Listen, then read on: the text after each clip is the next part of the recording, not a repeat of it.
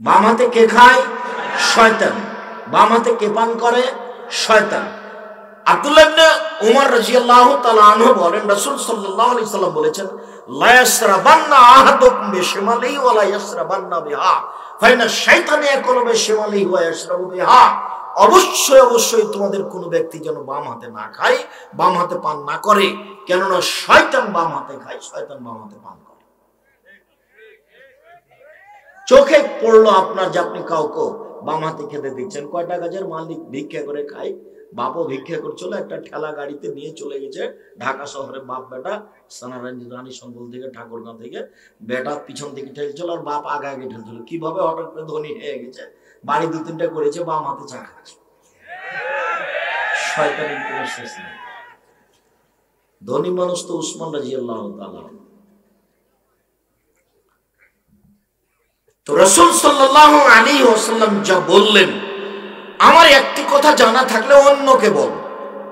একটি কথা জানা থাকলে, কি একটা লোক বাম হাতে চা খাচ্ছিল, বললাম যে না, ডান হাতে খেতে হবে। আপনি জানেন, এটা বলে দিন। আপনার বাচ্চাটা আপনার বাড়িতে বাম হাতে খাচ্ছে পানি, আপনাকে বলতে হবে ডান হাতে খাও, ডান হাতে খাও, ডান হাতে খাও, এই কথা বলতে হবে। ও হাদিসুন বানি ইসরাঈল লা হারাজ, বানি ইসরাঈলের কাহিনী বলো, কোনো দোষ নাই। যেমন একটা কাহিনী বললাম। 3 নম্বর বাক্যে বললেন, কেউ যদি কোনো কথা আমার নামে বলে, সেই কথা যদি আমার না হয়, তাহলে তার থাকার জায়গায় জাহান্নাম।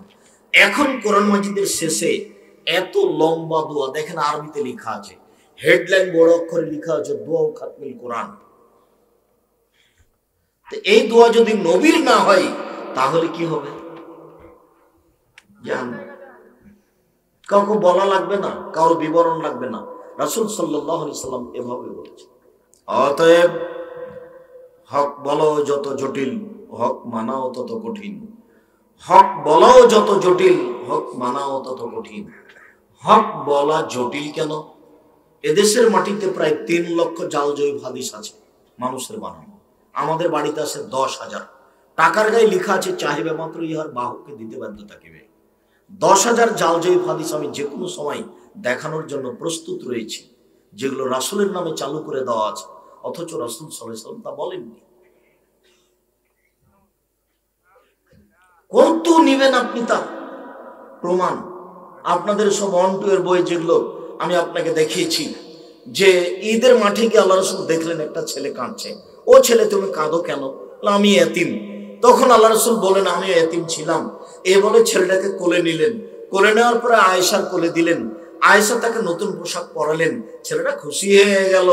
আর আয়েশা রাদিয়াল্লাহু তাআলা বাড়িতে ফকিরে ভিক্ষা পায় না, আর তাকে নতুন পোশাক পরালেন। অবাক কথা। একাধিক সহিহ হাদিস, আয়েশা রাদিয়াল্লাহু তাআলা আনহার বাড়িতে ভিক্ষা নেই, মানুষের খাওয়ার কোনো ব্যবস্থা নেই। একদিন সকালবেলাতে আল্লাহ রাসূল বলছেন, আয়েশা কোনো কিছু খাওয়ার আছে? তখন আয়েশা রাদিয়াল্লাহু তাআলা বলছেন, জি না, কোনো কিছু খাওয়ার বাড়িতে নেই। তখন আল্লাহ রাসূল বলছেন, তাহলে আমি সিয়াম থেকে গেলাম, আয়েশা রোজা থেকে গেলাম। আয়েশা রাদিয়াল্লাহু তাআলা আনহা বলেন, একজন মহিলা তার 2টা মেয়েকে নিয়ে এসে খেতে চাইল। আমি বাড়ি একবার তন্ন তন্ন করে তল্লাশি করলাম, একটা খেজুর ছাড়া বাড়িতে কিছুই ছিল না। আমি খেজুরটা মহিলার হাতে দিলাম। মহিলার খেজুরটাকে 2 টুকরা করে, এক মেয়েকে 1 টুকরা দিল, আর এক মেয়েকে 1 টুকরা দিল। মেয়েটা কিছুই খেলো, মহিলাটা কিছুই খেলো না। বাচ্চা দুটো নিয়ে চলে গেল। আল্লাহ নবী আসলেন। তখন আমি আল্লাহ রাসূলকে বললাম, আল্লাহর নবী, একজন মহিলা এসেছিল 2টা মেয়ে বাচ্চা নিয়ে। তো মেয়ে বাচ্চাটার জন্য ওরা খেতে চাইলো সে, কিন্তু আমি বাড়ি তল্লাশি চালিয়ে দেখলাম একটা খেজুর ছাড়া বাড়িতে আর কিছুই নেই। একটাই খেজুর মহিলার হাতে দিয়ে দিলাম। মহিলা খেজুরটা 2 টুকরা করে 2 বাচ্চাকে দিল, নিজে কিছু খেলো না। তখন আল্লাহ রাসূল বলছেন, আয়েশা শোনো, কেউ যদি 2টা মেয়ে লালন পালন করে, 2টে, তাহলে সে আর আমি জান্নাতে এভাবে থাকবো। তখন আঙ্গুল 2টি জমা করে দিলেন। আয়েশা শোনো, কেউ যদি এতিম লালন পালন করে, তাহলে সে আর আমি জান্নাতে এইভাবে থাকবো। তখন আঙ্গুল 2টি পাশাপাশি করলেন, তবে একটু ফাঁকা রাখলেন। বুঝাতে পারিনি কথা? কেউ যদি এতিম লালন পালন করে, সেই লোকটা আর আমি মুহাম্মদ সাল্লাল্লাহু আলাইহি ওয়াসাল্লাম জান্নাতে একসাথে। ওই আঙ্গুল 2টাই দেখালেন। তখন কেমন করে দেখালেন? একটু ফাঁকা। কথা মনে থাকবে না মনে হয়?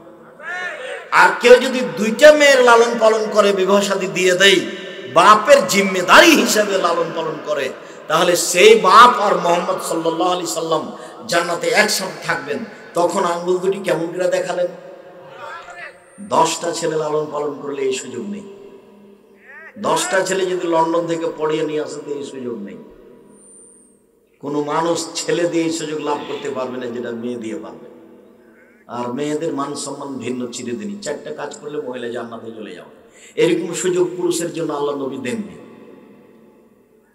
4টা কাজ করলে মহিলাদের জন্য জান্নাত, এরকম সুযোগ আল্লাহ রাসূল পুরুষের জন্য দেননি। আপনাকে দেখাই, আল্লাহ রাসূল বলছেন, শোনো, মহিলারা যদি 4টা কাজ করে তাহলে জান্নাতের সব দরজা খোলা। 8টা সবটাই খোলা, যেটা দিয়ে ইচ্ছে ঢুকতে পারে। 1 সালাত খামসাহা, 5 ওয়াক্ত সালাত আদায় করো। 2 সমাত সাহারাহা, রমজান মাসের সিয়াম পালন করো। 3 আতাদ বালাহা, স্বামীকে মেনে চললো, তিতা লাগলেও মিঠা লাগলেও। স্বামীর সাথে কথা বলতে হবে। কোন একদিন ঝগড়া হয়েছে তাই 15 দিন, 1 মাস, 6 মাস কথা বলে না, রান্না বান্না করে আর বেটিকে দিয়ে পাঠায় যে তোর বাপকে দিয়ে কথা বলে। আর যদি বলে তো 1 গ্লাস পানি নিয়ে এসে ফ্যাকস করে সামনে রেখে দিকে হেঁটে যায়।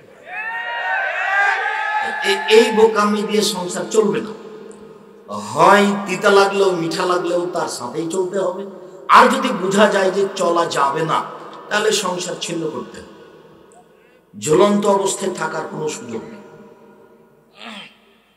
স্বামীকে মেনেই চলতে হবে যে কোনো মূল্যে, তিতা লাগলেও মিঠা লাগলেও। 4 আহসানাত ফারজা, জেনায় লিপ্ত হলো না।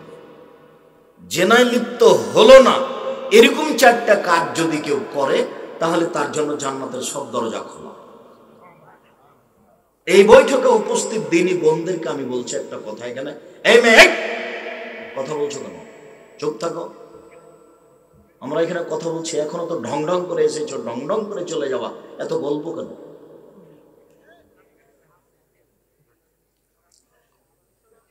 আপনাদেরকে আমরা বলছি, কোন মহিলার যদি জেনা ঘটে গিয়েই থাকে, আজ থেকে যদি সেটা বন্ধ করে আর যদি কোনোদিন অশ্লীল কাজে লিপ্ত না হয়, তাহলে জান্নাতের তো দরজা খোলা খোলাই।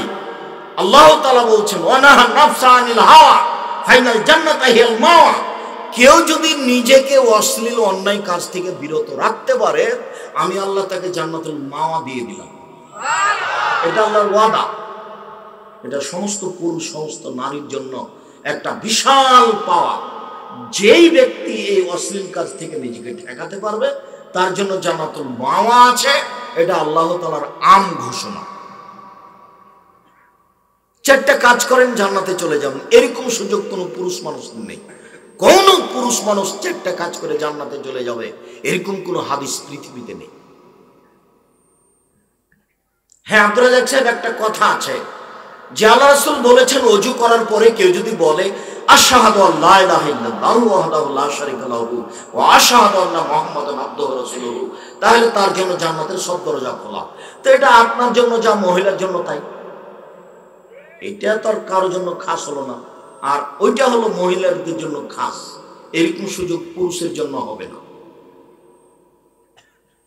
আপনি ভালো করে মনে রাখেন, 1 5 ওয়াক্ত সালাত, 2 রমজান মাসের সিয়াম, 3 স্বামীকে মেনে চলা, 4 জেনায় লিপ্ত না হওয়া, জান্নাতের সব দরজা খোলা। আর ওযু করার পরে কেউ যদি বলে আশহাদু আল্লা ইলাহা ইল্লাল্লাহু ওয়াহদাহু লা শারীকা লাহু ওয়া আশহাদু আন্না মুহাম্মাদান আবদুহু ওয়া রাসূলুহু, তাহলে তার জন্য জান্নাতের সব দরজা খোলা। তবে পুরুষ নারী সব সমান। আল্লাহুম্মা জাল্লি মিনাত তাওবিন ওয়া জাল্লি মিনাল মুতাতাহিরিন, এই দোয়া পড়লে নেকি হবে। তবে কি নেকি হবে এই কথা মুহাম্মদ সাল্লাল্লাহু আলাইহি সাল্লাম বলেন। নেকি হবে, কি নেকি হবে এই কথা তিনি বলেন।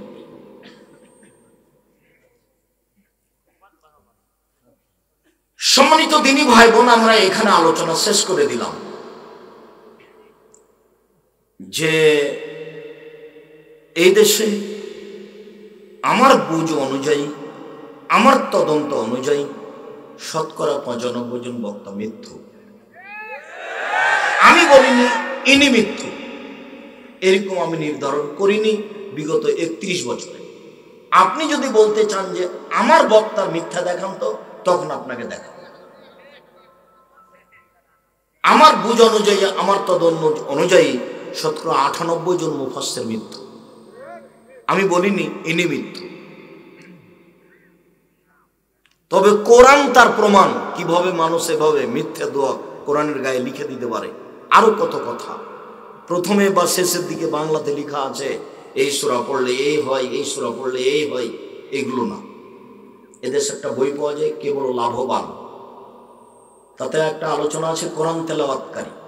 কোরআন তেলাওয়াতকারী কি কি করলে নেকি পাবে, কোন কোন আয়াতে তা স্পষ্ট করা আছে। এদেশে একটা বই আছে উপদেশ, উপদেশ বই একটা আলোচনা আছে কোরআন তেলাওয়াতকারী কে কোন সূরা পড়লে কি হবে।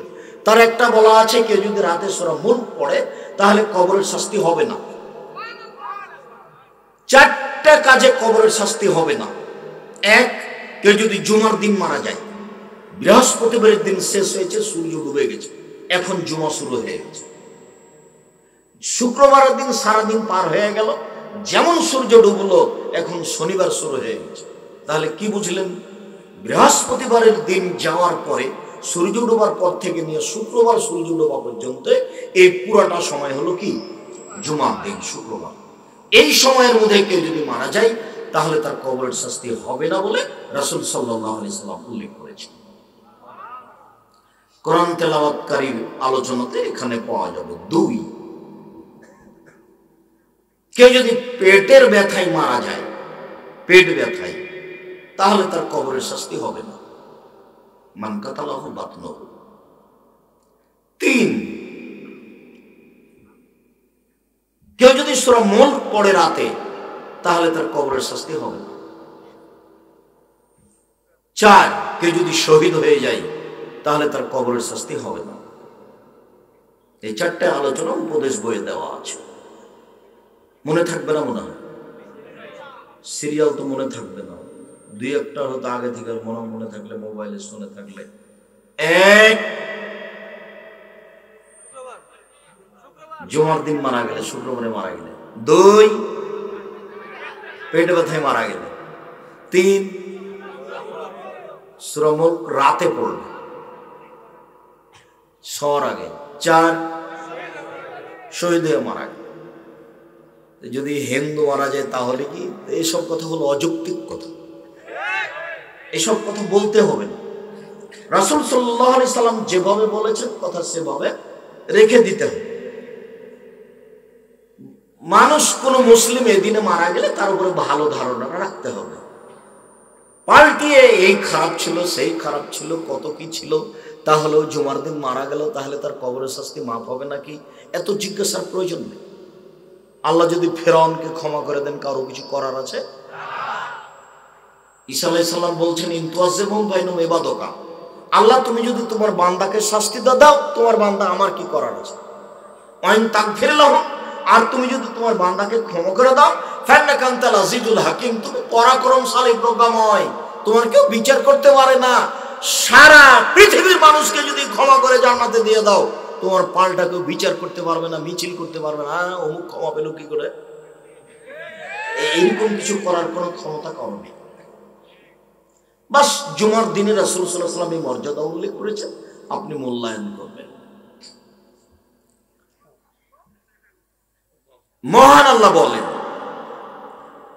ইয়া আইয়ুহান নাস কুলু মিম্মা ফিল আরদি হালালান তাইয়্যিবা, পৃথিবীর মানুষ, হিন্দু মুসলমান বৌদ্ধ খ্রিস্টান যার নাম মানুষ, মাটিতে যে শস্য উৎপাদন হয় তার হালালটা তোমরা খাও। তাহলে সব ধরনেরই উৎপাদন হয়, হালালও হয়, হারামও হয়। আল্লাহ তাআলা বলেন ইয়া আইয়ুহাল্লাযীনা আমানু কুলু মিম্মা ফিল আরদি হালালান তাইয়্যিবা, পৃথিবীর মুমিন পুরুষ নারী, আমি তোমাদের যে রুজি দিয়েছি তার যেটা হালাল সেটা খাও। তাহলে অনেক রুজি আছে যেটা হারাম। সিগারেটের গায়ে ক্ষতি হারাম ঘোষণা করে বিক্রি করা হয়, এটা আবার একটা আশ্চর্য খাদ্য। সবাই জানছে তার ক্ষতি, তারপরও মানুষ খায়। আমরা অবশ্য বিড়ি সিগারেটকে সরাসরি মদ ঘোষণা করেছি, আর পাল্টে জিজ্ঞাসা করার কোনো সুযোগ নেই। রাসূল সাল্লাল্লাহু আলাইহি সাল্লাম বলেছেন 3 শ্রেণীর মানুষ জাহান্নামে যাবে। 3 শ্রেণীর মানুষ জাহান্নামে যাবে। 1, মধুমেনুল খামর, যারা বিড়ি তামাক জর্দা সিগারেট গোল নেশাদার দ্রব্য খায় পান করে তারা জাহান্নামে যাবে। যারা বলছে যে না ওইভাবে সাড়া দিতে হবে না, যারা বলছে যে